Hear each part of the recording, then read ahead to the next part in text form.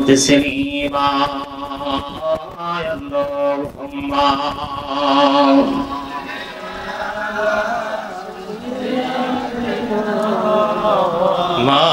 مولانا محمد وعلى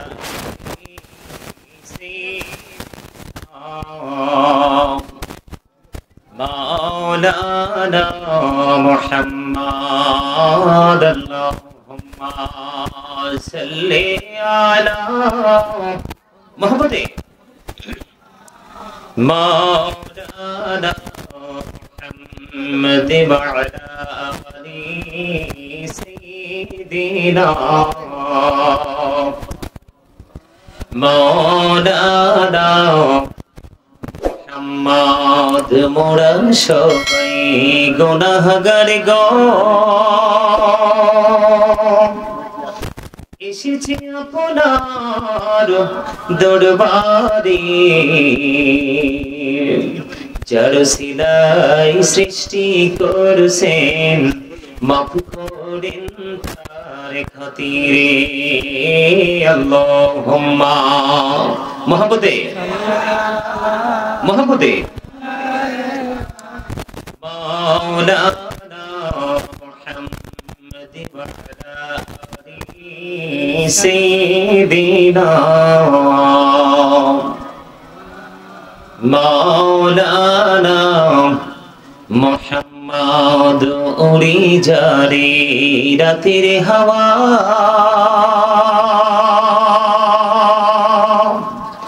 যাওরে সোনার মদিনায়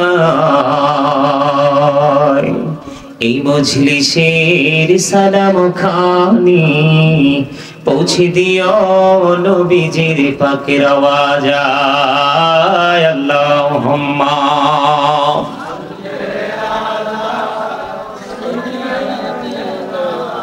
مولانا محمد وعلى آل سيدنا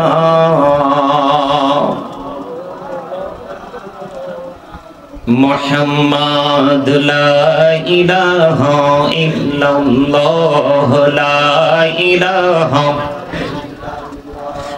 لا إله إلا الله لا إله হায়রে কত সুন্দরী মদিনা কেমনে যাব জানি না হায়রে দয়া করো দয়াল আল্লাহ দয়া করো দয়াল আল্লাহ নসিব করো মদিনা লা ইলাহা ইল্লাল্লাহ লা ইলাহা হায়রে নামাজ রোজা ছাইরো না মা বাবাকে ভুইলো না হায়রে জান্নাতে বাসী হইতে চাইলে জান্নাতে বাসী হইতে চাইলে প্রাণ ভরে করো সাধনা লা ইলাহা লা ইলাহা ইল্লাল্লাহ লা ইলাহা লা ইলাহা লা ইলাহা ইল্লাল্লাহ মুহাম্মাদুর রাসূলুল্লাহ সাল্লাল্লাহু আলাইহি ওয়াসাল্লাম আল্লাহ আল্লাহ আল্লাহ আল্লাহ আল্লাহ আল্লাহ আল্লাহ আল্লাহ আল্লাহ আল্লাহ আল্লাহ আল্লাহ আল্লাহ আল্লাহ প্রাণে বহুড়িয়া ডাকে রে বান্দা প্রাণে বড়িয়া ডাকে হায়রে প্রাণে বহুড়িয়া ডাকে রে বান্দা প্রাণে বড়িয়া ডাক হায়রে প্রাণ বড়িয়া ডাকিলে রে বান্দা প্রাণে বড়িয়া ডাকিলে রে বান্দা গোনা করব মাফ আল্লাহ আল্লাহ আল্লাহ আল্লাহ মাশাআল্লাহ আল্লাহ আল্লাহ আল্লাহ লা ইলাহা ইল্লাল্লাহ মুহাম্মাদুর রাসূলুল্লাহ সাল্লাল্লাহু আলাইহি ওয়াসাল্লাম। সম্মানিত উপস্থিত উলামায়ে কেরাম, আমন্ত্রিত অতিথিবৃন্দ, দাড়ি পাকা আমার মুরব্বী বাবারা, বিশেষ করে আজকে গণিয়োগ জাগ্রত যুব সংগঠনের উদ্যোগে ঐতিহাসিক 29তম বার্ষিক সুন্নি মহাসম্মেলনের আয়োজন যারা করেছেন, এই সংগঠনের সদস্য, পর্দার অন্তরালে রয়েছেন আমার মা বোনেরা, বিশেষ করে সকলের প্রতি আমার আন্তরিক সালাম। আসসালামু আলাইকুম ওয়া রাহমাতুল্লাহি। সম্মানিত উপস্থিতি, আপনারা কি মনে করছেন রাত্র 12টা বেজে গেছে? আপনারা কি সেটা মনে করছেন যে রাত্র 12টা বাজে গেছে, ঘুমানোর কিছু সময় তো আমাদের কাছ থেকে হারিয়ে গেছে? এরকম কিছু ভাবতেছেন? এরকম কিছু ভেবে যদি এখানে বসে থাকেন, তাহলে আপনারা কিন্তু এখান থেকে কিছুই নিতে পারবেন না। আপনারা যদি মনে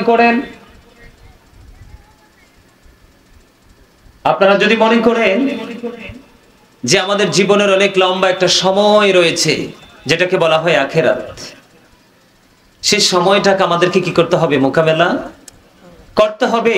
সেই প্রস্তুতির উদ্দেশ্যে আমরা এখানে উপস্থিত হয়েছি। তাহলে আপনাদের এখানে বসাটা কাজে লাগবে। আমি আপনাদেরকে বলি, আমার আলোচনার বিষয় যদিও একদিকে, কিন্তু আমি হেডলাইন দিয়েছি অন্যদিকে।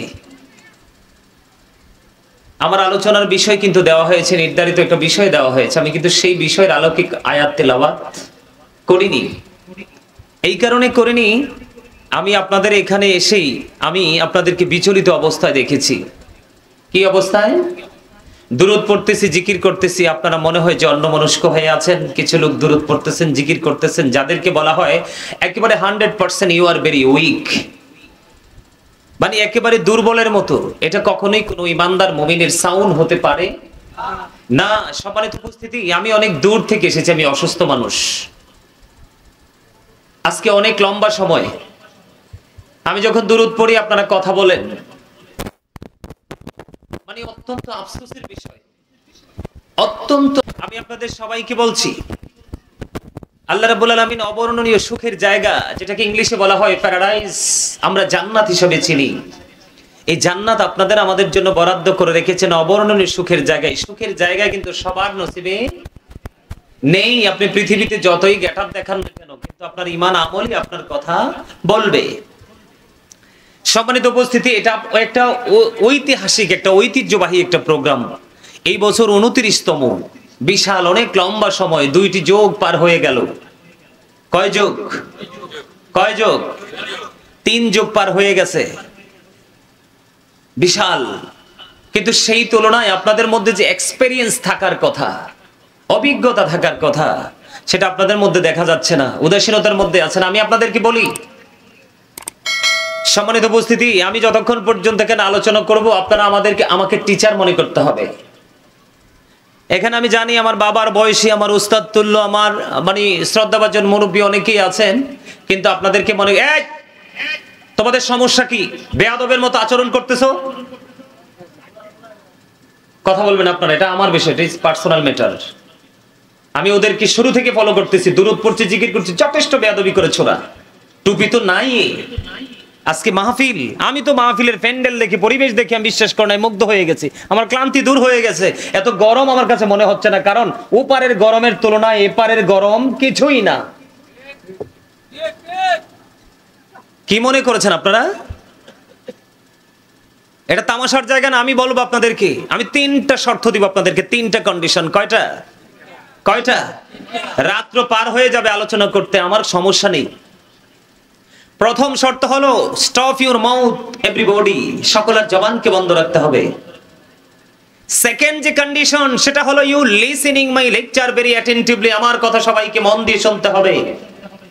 আর থার্ড কন্ডিশন হলো, যদি আপনি বলেন আই সে ডোন্ট অ্যাকসেপ্টেবল, আমি বলবো I say go to your seat, আপনি বাসায় চলে যান। এখানে বসে থেকে কোনো লাভ নাই। আমি যখন ইয়া নবী সালামু আলাইকা বলবো, মনে করবেন তাবারুকের টাইম হয়েছে, তখন এসে একটু নিয়ে যায়েন। কথা কি খারাপ বলছি? কথা বলেন না কেন?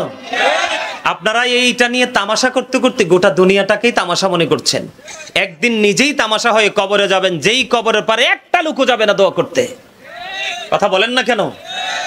আমি দুরুদ পড়তেছি। দুরুদ is the most excellent prayer Muslim religion. ধর্মাবলম্বীদের জন্য গুরুত্বপূর্ণ এক মহা ইবাদত হলো নবীর প্রেমের দুরুদ। যেই দুরুদ না পড়লে নামাজের মতো এত বড় গুরুত্বপূর্ণ আমল পর্যন্ত আল্লাহর দরবারে পৌঁছায়। আমি সে দুরুদ পড়েছি, আপনি কথা বলতেছেন, অবাক লাগলো আমার কাছে। অথচ দুরুদের ফজিলত জানেন? জানেন না। জানলে মানে পাখি যেভাবে গুনগুন করে স্থানান্তরিত হয়, আপনি সেইভাবে গুনগুন করে আপনি দুরুদ রাসূলের কদমে পৌঁছে দিতেন। বন্ধুরে আমার, দায়ামি শরীফের মধ্যে এসেছে হাদিস খানা। হাদিসের রাবী হলেন হযরত আনাস রাদিয়াল্লাহু তাআলা আনহু। আমার নবী, আপনার নবী, দু জাহানের বাদশা নবী, সরকারে মদিনা, ইমামুল মুরসালিন, রাহমাতুল লিল আলামিন, তিনি বলে দিয়েছেন, কোন নবীর প্রেমিক যদি রাসূলকে ভালোবাসিয়া প্রতিদিন যদি মাত্র 1000 বার যদি সে দরুদ পড়তে পারে, সে জান্নাত না দেখা পর্যন্ত তার মরণ হবে না। সুবহানাল্লাহ বলতে পারেন না? আরো জোরে বলতে হবে। মাত্র 1000 বার। কতবার? মাত্র 1000 বার রাসূলকে ভালোবেসে যদি কেউ দরুদ পড়তে পারে, নবীজি বলেছেন সে মৃত্যুবরণ করার আগে জান্নাত দেখি পৃথিবী থেকে সে মারা যাবে। জুম্মার দিন, প্রত্যেকটা জুমার দিনে যদি মাত্র রাসূলকে ভালোবেসে 80 বার দরুদ পড়তে পারে, আমার রাসূল জানিয়ে দিয়েছেন তার 80 বছরের সগীরা গুনাহ মাফ হয়ে যায়। এখনকার মানুষ তো 80 বছর বাঁচেও না, কিন্তু সওয়াব কিন্তু প্রতি জুমায় আপনি 80 বছরেরই পেয়ে যাবেন। এটা আপনার জন্য বিশাল একটা বেনিফিট। সুবহানাল্লাহ বলেন।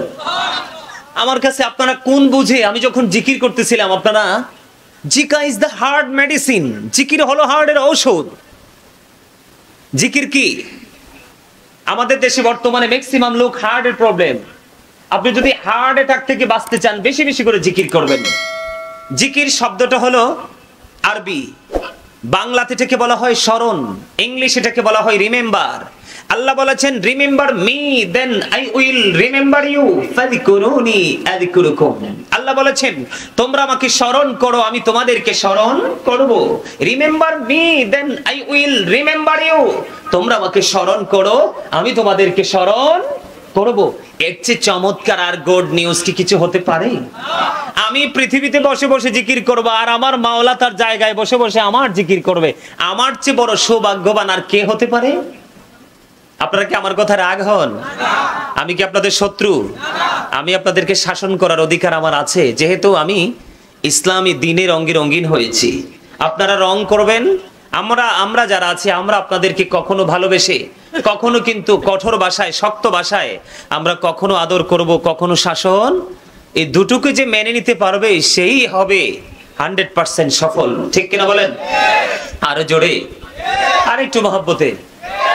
এই কথাগুলো বলতে হবে কেন জানেন? কারণ মনের ঘরে অনেক ময়লা জমেছে, আমাদের জং ধরেছে। কি ধরেছে?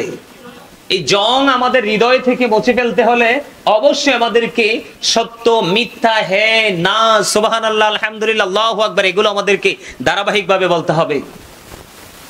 কথা কি বুঝে আসছে? আরো জোরে বলেন না। জিকির করার দরকার আছে না নাই? আরো জোরে বলেন। আমার নবীজি জানিয়ে দিয়েছেন, আজকে কিন্তু আপনারা মাহফিলে আসেননি, আপনারা এসেছেন মাওলার জিকিরের জলসায়। কত মজার খবর! আমার নবীজি জানিয়ে দিয়েছেন, পৃথিবীতে যখন কোন জলসায় বসে মালিকের জিকির করতে থাকে বান্দা, আমার আল্লাহ জানিয়ে দিয়েছে, হাবিব আপনি জানিয়ে দেন, আমি তার চাইতে উত্তম জলসায় তার জিকির করি।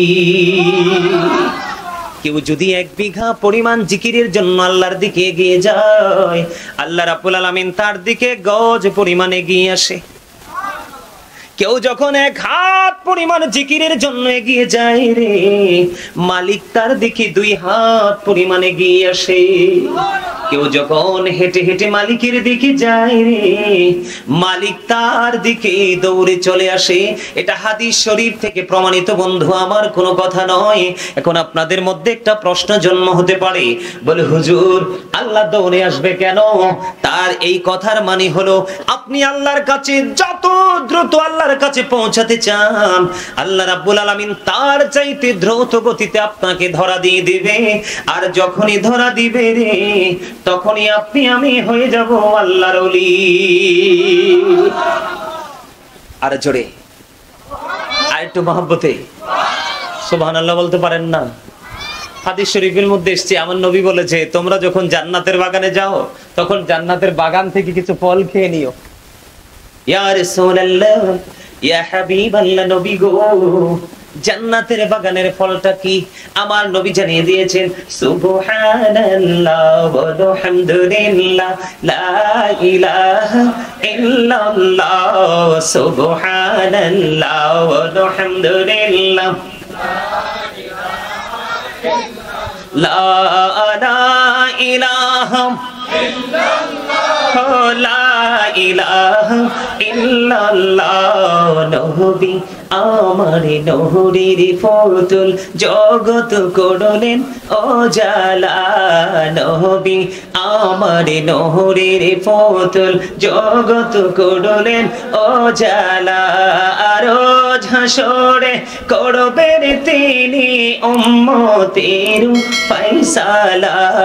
সুবহানাল্লাহ আলহামদুলিল্লাহ লা ইলাহা ইল্লাল্লাহ, লা ইলাহা ইল্লাল্লাহ, লা ইলাহা ইল্লাল্লাহ। আরশ কুরসি লৌহ কলম সৃষ্টি যাহার ওসিলা। আরশ কুরসি লৌহ কলম সৃষ্টি যাহার ওসিলা। আনি যে আল্লাহ খুশি হইয়া নাম রাখিলেন হাবিবুল্লাহ। সুবহানাল্লাহ আলহামদুলিল্লাহ লা ইলাহা মহব্বতে ও সুবহানাল্লাহ ওয়া হামদুলিল্লাহ লা ইলাহা ইল্লাল্লাহ মুহাম্মাদুর রাসূলুল্লাহ সাল্লাল্লাহু আলাইহি ওয়াসাল্লাম। জোরে জোরে বলেন আলহামদুলিল্লাহ। জিকির মানে কি জানেননি? জিকির অর্থ হলো স্মরণ করা। কি করা? সুবহানাল্লাহ বলছেন, এটাও জিকির। আলহামদুলিল্লাহ বলেছেন, এটাও জিকির। আল্লাহু আকবার বলেছেন, এটাও জিকির। লা ইলাহা ইল্লাল্লাহ বলেছেন, এটাও জিকির। কাউকে সৎ কাজের জন্য ডেকেছেন, এটাও জিকির। কাউকে অসৎ কাজের জন্য বারণ করেছেন, এটাও জিকির। নামাজ পড়তেছেন, সেটাও জিকির। জোরে জোরে কয় না সুবহানাল্লাহ। আপনারা কি শারীরিকভাবে অসুস্থ না মানসিকভাবে? একটা উত্তর পাইছি, কোনোটাই না। আপনারা কিছু বলতে পারেন না? কোনোটাই না? আরো জোরে বলেন, কোনোটাই না। তো কোনোটাই যদি না হয়, রাসূল বলেছে তোমরা যখন জিকির করো এমন ভাবে জিকির করো মানুষ দেখলে যেন তোমাদেরকে পাগল বলে। এখন আপনারা এমন ভাবে জিকির করছেন, জিকির ওই জিকিরটা উত্তম যেটা জবান এবং কলব দুটো মিলে যে জিকির করা হয়, সেই জিকিরটাই হলো উত্তম জিকির। জিকির কিন্তু জবান দিয়েও করা যায়, কলব দিয়েও করা যায়, তবে দুটো মিলিয়ে যে জিকিরটা করা হয় সেটাই হলো উত্তম। এখন আমি যেহেতু জিকির নিয়ে বলছি, আপনাদেরকে আরেকটা এক্সাম্পল দেই। আমাদের যে এত সমস্যা, আমাদের কি সমস্যা শেষ আছে?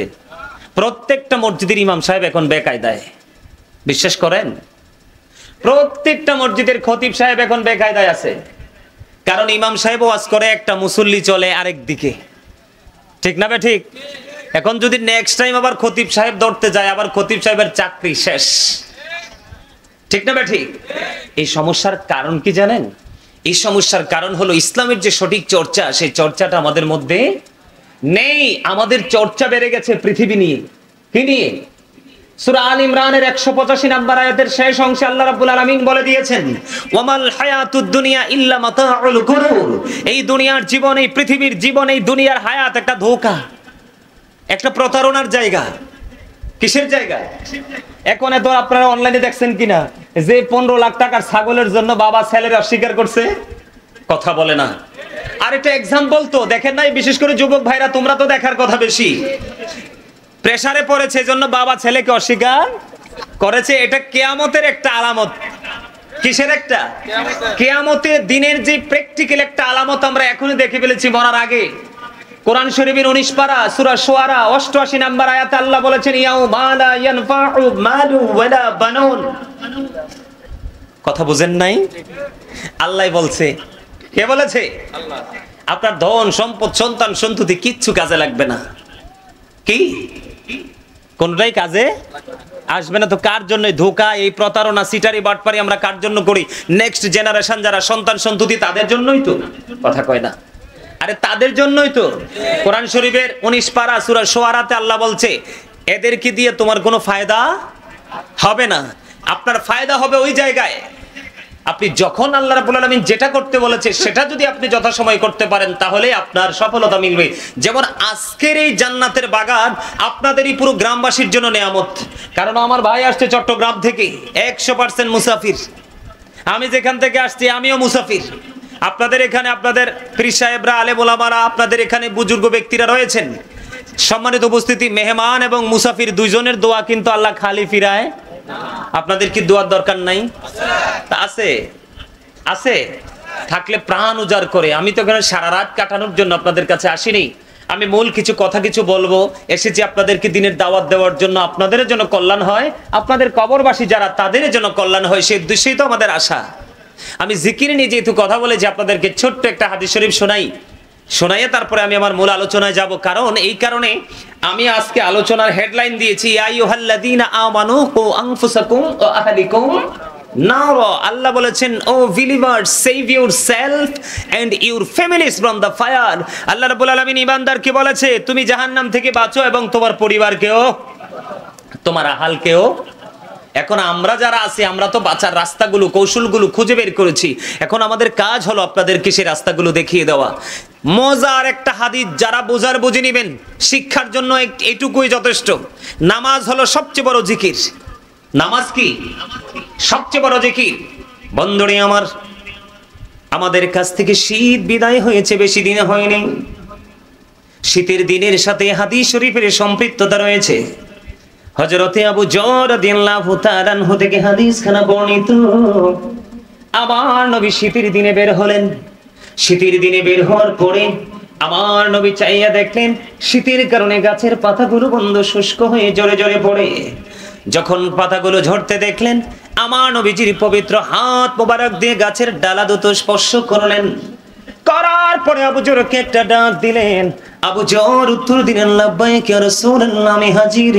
নবীজি একটা ডাক দিয়ে বললেন, বন্ধু, এই গনিয়াউকের আমার ভাই, আবার বাবারাও, আবার মা বোনদেরকে ডেকে ডেকে বলবো, হৃদয়ের জানালা খুলে তোমরা সবাই শোনো।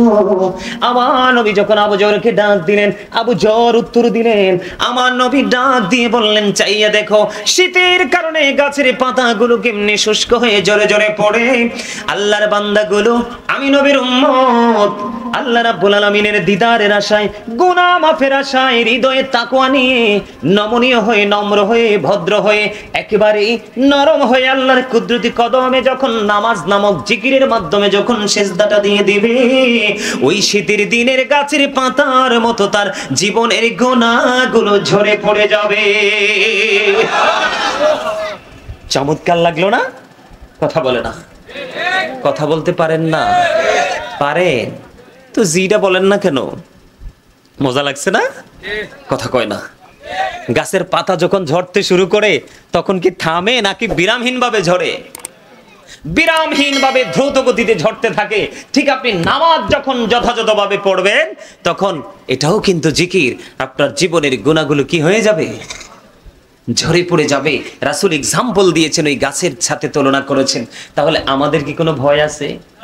আর জোরে তো আল্লাহ রাসূল, আল্লাহ রাব্বুল আলামিন সূরা আনকাবুতের মধ্যে কি বলেছেন? ইন্নাস সালাতা তানহা আনিল ফাহশাই ওয়াল মুনকার। নামাজ মানুষকে খারাপ কাজ থেকে বাঁচিয়ে রাখে। তাহলে আপনাদেরকে পরিপূর্ণতা অর্জন করতে হলে ঈমানকে টেকসই করতে হবে। তারপরে আপনাদেরকে কি করতে হবে? নামাজ। বন্ধু আসছে সামনে আশুরা, মহরম মাস, 61 হিজরিতে কারবালা হয়েছে। কি হয়েছে? রাসূলের কলিজার টুকরা হযরত ইমাম হুসাইন রাদিয়াল্লাহু তাআলা নহর 72 জন সঙ্গী নিয়ে শাহাদাত বরণ করেছে। ঠিক শাহাদাত বরণ করার পূর্বক্ষণ সীমার ওনাকে পৃথিবী থেকে বিদায় করার জন্য পরিপূর্ণ প্রস্তুতি নিয়ে বসে আছে। এই মুহূর্তে বন্ধু রাসূলের কলিজার টুকরা নামাজ ছাড়ে না। ছাড়ছে নামাজ? হ্যাঁ, নবীজি যখন নামাজে দাঁড়াতেন নবীজির পা মোবারক ফুলে বন্ধু লোহ মোবারক বের হয়ে আসতো, তারপরেও নবীজির নামাজ সহজে শেষ হতো না। হতো? নবীজি কি গুনাহগার ছিলেন? অপরাধ ছিল? কোনো কলঙ্ক ছিল? তারপরেও আল্লাহর হাবিব যেইভাবে আল্লাহ রাব্বুল আলামিনের যে দিক নির্দেশনা ছিল সেটাকে যেইভাবে তিনি বাস্তবায়ন করেছেন, সেই তুলনায় আমরা পাগল হয়ে যাওয়ার কথা। কিন্তু আজকে আমাদের মসজিদগুলো ফাঁকা হয়ে যাচ্ছে দিন দিন। ইমাম সাহেব আজান দেওয়ার পরে নামাজ পড়াইতে গেলে মুসল্লি খুঁজে পায় না।